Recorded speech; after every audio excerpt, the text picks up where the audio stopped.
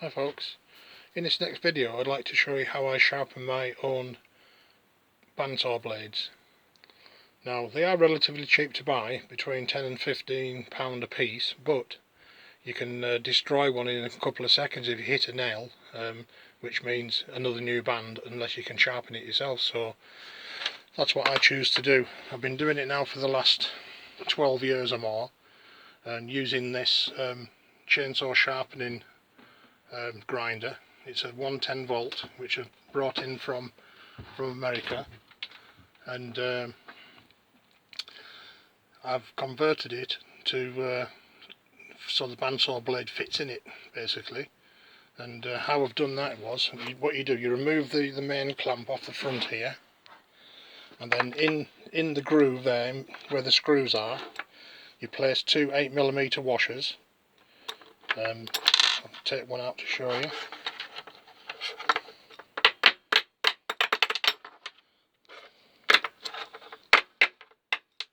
There you go. And then with the 8mm washer it can move up and down, so you can set it to the depth that you want the blade to actually disappear into that groove basically. So what we'll do, I'll put that back in, doing this one-handed. Right, so I'll put the two 8mm washers in between there. So now we'll put that back onto the front there. So I'll pause the video while I do that, and then come back in a couple of seconds. Here we are with the clamp back in situ. Now with the 8mm washers, just slacken it off slightly, the screw, push the blade down against the washer, then tighten the screw up.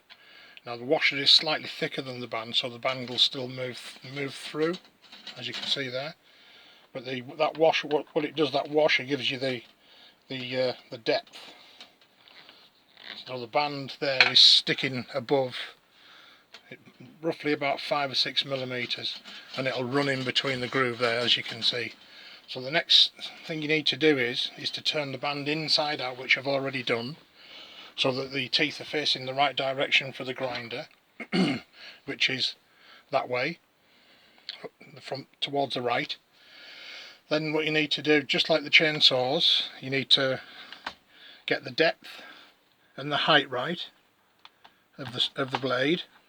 And I do that by backing off the height adjuster until the actual blade touches the teeth, then screwing the screw slightly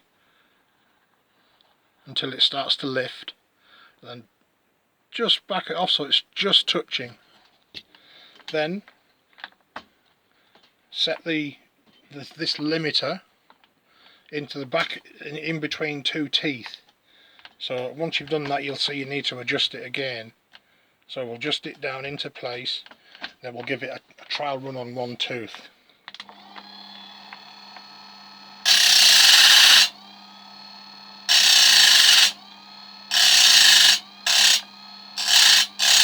So that's one tooth done. Turn the machine back off again, put it into the bottom of the groove, and then readjust the depth so it's just touching.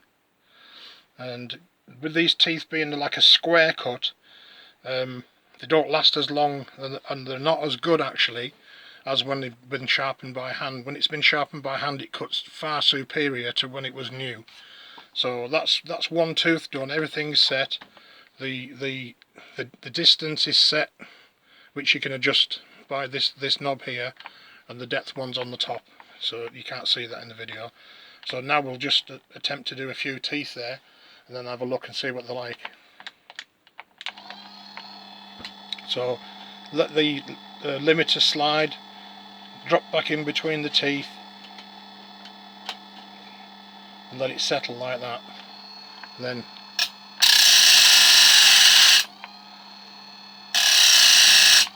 that's 2.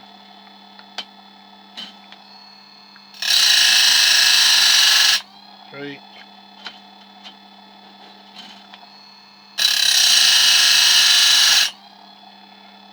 They're quite hard, these bands actually. They're like a hardened tip.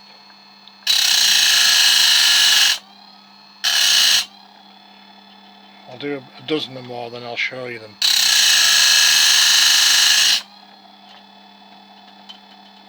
It takes about 20 minutes to do a blade once you get in the swing,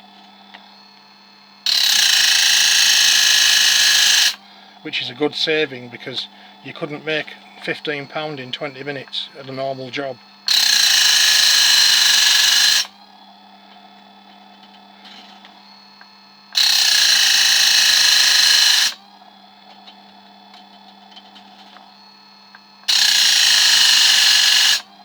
So I'll show you them, see what they look like now. I'll take the camera out of the tripod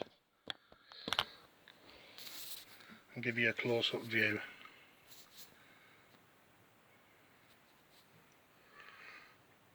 As you can see there, they're perfect. Perfectly spaced, perfectly sharpened. There's one or two of them got the little tips missing.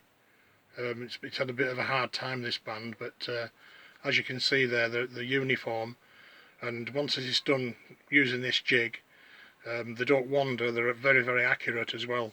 This particular blade is made by Starrett, and I think they're around about, I think it's 1, 2, 3, 4, I think they're about 8 TPI, which fits this 1/4 inch grinding wheel perfectly. That wheel, the wheel itself here, the grinding wheels, is a 1/4 inch version for doing the smaller chainsaws.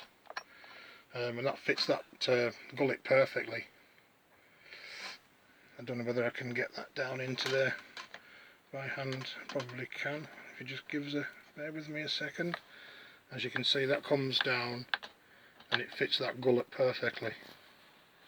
Try and get a decent view of it.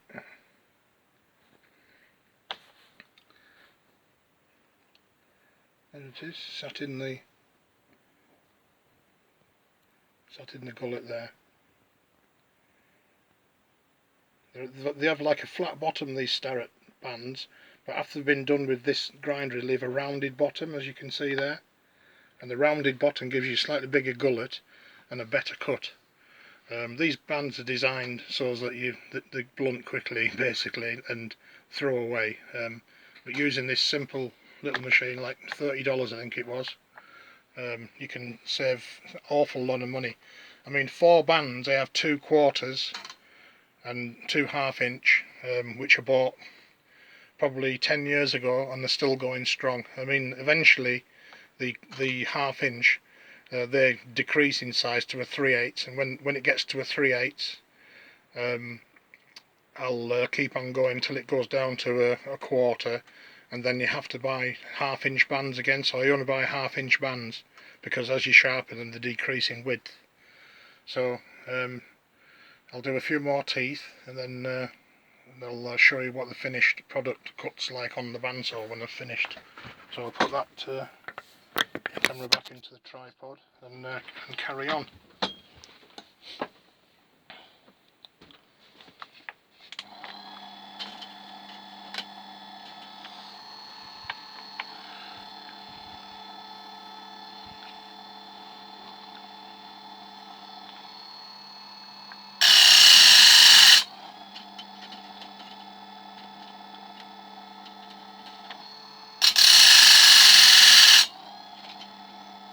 If there's any teeth that are not perfect, just leave them as they are, and you'll get them next time when you sharpen the band next time. As you can see, that you've got to make sure this little pawl device fits exactly into the back of the tooth to be sharpened. Then you locks it in position perfectly every time then.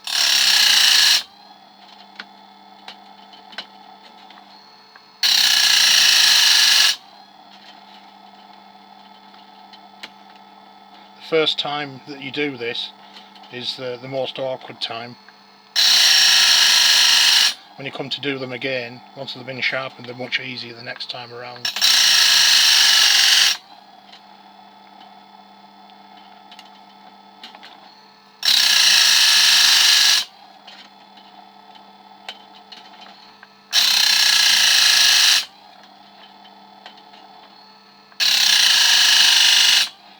You get a feel for it after a while, of how far to go.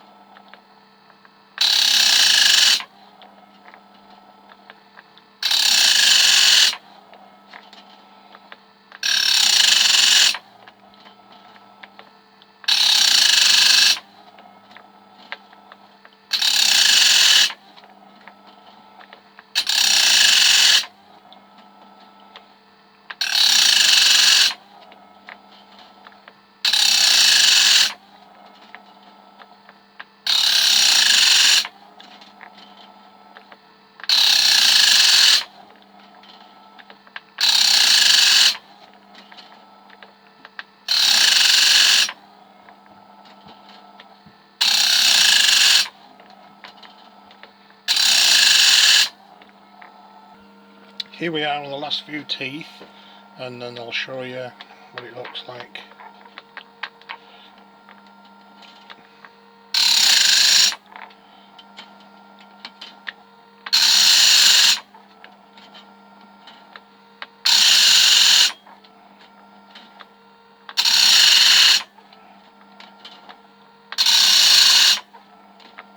Last one.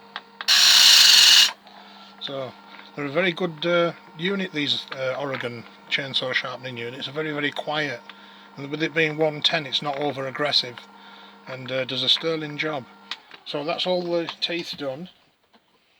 So I'll let you have a quick close up and you'll be able to see they're far superior to the teeth that were before. Let's see if we can get it into focus. There we go. And you'll see the gullets are now round rather than square or flat bottomed, and that will cut twice as good as it did when it was new. Now they haven't got much set on these teeth. They've got some, they're like a skip tooth. There's like a set, a middle, a set, and then another set, and then a middle, and they alternate in sets. They're not left right. But I don't bother setting the bandsaws, because when you actually sharpen them, they're left with a burr, and that burr is just enough to give you a good clearance, especially when cutting hardwoods like oak. So that's the blade done. What I need to do now is turn it back inside out again, so it's facing the right way for cutting, and the acid test will be in the bandsaw in a few seconds. Right, here we go with the acid test, as they say, in use.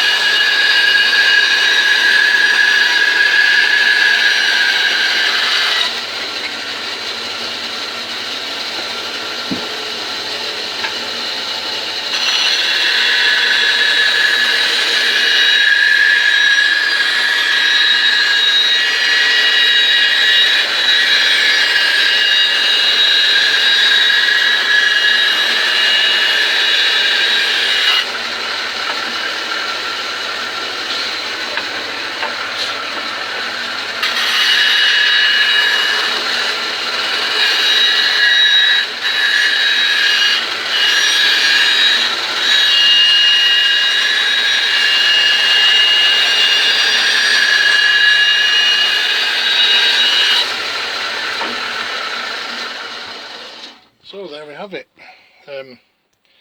What I've done there, I've took the tongue and groove off these oak floorboards to make another bird feeder. I'm going to make one for the person that gave me the wood, is what I'm going to do. So they've come out absolutely wonderful. Lovely finish, straight as a die. And that's how I sharpen my own bandsaws. So I've got 2 of those to do today, so that'll save me about £30. So there again, it's every little bit helps, as they say. And there's the actual band on the bandsaw. See if I can focus in there and let you have a quick look.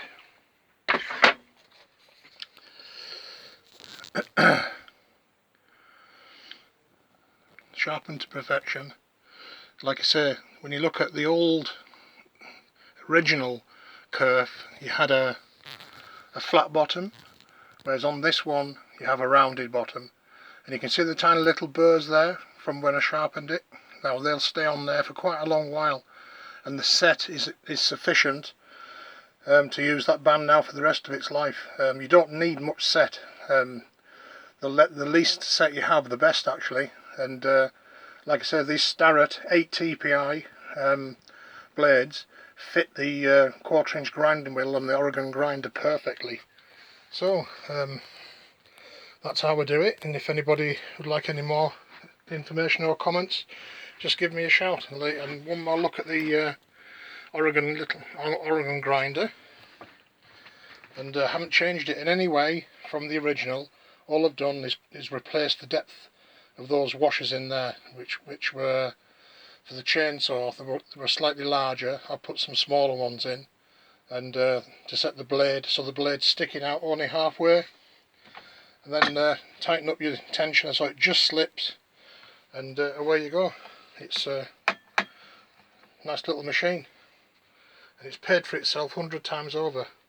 So thank you all again for watching from a tiny shed in Yorkshire here, and it's the rains have stopped and it's getting out nice and fine again. We'll have to clean these windows, by the way, but I don't like disturbing Sammy Spider. So thank you again for watching. Bye for now.